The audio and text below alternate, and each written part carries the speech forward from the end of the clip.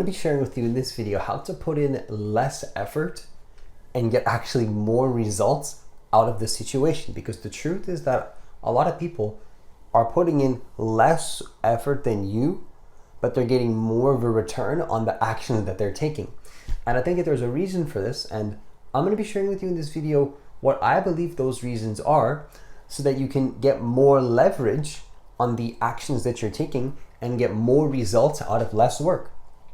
And so the first thing that I want to share with you in this video in terms of how to do this is a concept that I believe is called conscious autopilot. Is very useful to actually do this. So if you really want to get more of a return on the actions that you're taking, what you can do is start training yourself to be on autopilot. So you don't need to try harder to take more action. It doesn't require more effort. It requires you just sort of taking action without thinking about it and making it a normal part of your day. It's just a normal part of your day. It's not that you do something crazy or outlandish or something that's, seemingly difficult. It's just that you're very, very consistent day by day. Every single day, you just know what to do and you don't have to think about it. You don't need to have any decision-making fatigue. A lot of people, they are worried about which is the right choice to make in their life. What should I do this, or should I do this thing? And all of that takes mental energy. It takes mental energy to do this. And so if you can't get to a point where you're just consciously choosing to put yourself on autopilot and subconsciously program yourself to be the person that you want to be, where you naturally do your actions, you're always going to be stuck in this decision-making fatigue process where you're wasting energy on what's the right choice to make, where all of that time you could be taking action. You could just be doing stuff that you already committed to. And so the more that you commit to something day in and day out, the more that it becomes like clockwork. You don't have to think about it. You don't need to force it. It becomes a natural part of who you are. Who you are is just somebody that does that thing. And so it just happens on autopilot. It happens almost like you don't need to think about it anymore. There's no planning involved because you've already done all the planning. Now you're just following through, right? When you have an adequate amount of planning and you've made the decisions in your life already, now it's just about following through with those choices and just simply receiving the result. It's just that simple. To be the person that you want to be is to receive the blessing of what you want. Because it's an honor simply to have an opportunity to be what you want to be. And so if you have this beautiful opportunity to be who it is that you want to be, then what happens is that you can fully lean into that, fully embody that, and then now allow it just to happen as it is. That's the receiving process, is the follow through. The follow through is the blessing and the receiving. So to me, that's the definition of success really, is following through with the decision that you made prior in your life, whatever the decision is, whether it's an identity of who you want to be, whether it's some type of action that you said you were going to do, following through with that identity, following through with that action is what begins to make it so that you don't need to think about what you're doing. And so the second thing that I want to share with you in this video is that it always goes back to identity. Who are you in this process? When you decide who you are and you make it a normal part of your identity to actually be who you want to be and to just do that, just to do that thing, just to make a normal part of your day, to take the actions that you need to take in order to get the result that you want. So to get a certain result in your life, what do you have to do? What do you have to do? Who do you need to be to get the result? How do you need to be? Who do you need to be embodying in your life to get the result that you want? We all know the answer. We know what we have to do, but we get sidetracked. We forget. And so this is totally normal for this to happen. But the key is just to continually remind yourself who you are every single day. What are your values? What do you stand by? What are you willing to tolerate in your life in terms of being the person that you want to be? What are you not willing to tolerate in your life in terms of you being a certain type of way?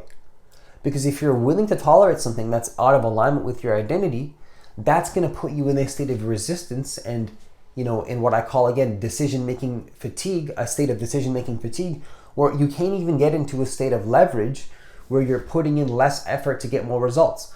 Because that whole process of what's the right choice, and making the wrong choice, and what's the right path, and all this type of stuff, that's not allowing you to get into a state of momentum. a state of momentum. And so in order to get into a state of momentum though, you need to first decide on an identity and fully make a decision. You can't half commit to something. I'm not saying that you can't focus on multiple things in your life. You absolutely, I believe that it's healthy to focus on multiple different businesses or multiple different activities or whatever the case is. Have multiple parts of your life. Don't just have one thing in your life. Have multiple parts of who you are in your life. And so that's not a bad thing. It's just different character traits can come out at different times depending on who you need to be to serve or to achieve the result that you want in that moment. And there's nothing wrong with that, because I think that when people have guilt and they have shame around wanting something, what happens is that they're not able to fully commit to the identity. And if you can't fully commit to the identity, again, that's stopping momentum from happening. It creates guilt and shame, and I don't know if I'm making the right choice and this type of stuff. And then multiple weeks go by, months go by, and there's still a lot of stagnation. See, stagnation is normal. I don't think there's anything wrong with stagnation. I don't think there's anything wrong with having pauses in your life and having these type of stuff come up. But the question is, how long do you want to stay there? How long do you want to stay before you choose to remove yourself out of that state of stagnation and realize that nobody's going to come save you. You need to become your own savior and, start to lead yourself to victory, whatever you want to create. Victory meaning embodying the identity that you want. Because at the end of the day, people can encourage you, they can invite and encourage you and support you, but you have to be the one to say, you know what, this is who I am. These are my values. This is what I stand by. This is who I'm going to be now. This is how I'm going to show up in the world. And then so it's that's going to support other parts of your life too, where you want to be something else. And maybe in one part of your life, you have, a certain type of identity that you embody. And then in another part of your life, you have a different type of identity that you embody for different purposes at different times. It doesn't dishonor any other situation. In fact, they both support each other. And you know this for a fact because if you're a person of integrity, if you're a person of honesty, you know that you're in a natural state of give and take.